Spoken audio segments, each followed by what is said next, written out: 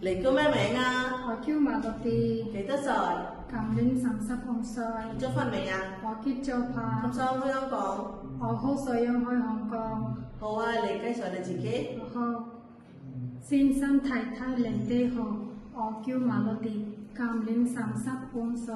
我結咗婚，我有一個仔，我係拍教徒，我之前做過喺內容4年，我識過少少廣東話，我學過少少尊重歌頌，好似正解正料正單就吹薄或者普通，我學過點樣照顧老人家，好似帶公公婆婆開廁所，幫公公婆婆換衫，幫公公婆婆換尿片。我學過點樣照顧細路仔，好似幫佢哋沖涼浴，幫佢哋玩，帶佢哋攀河。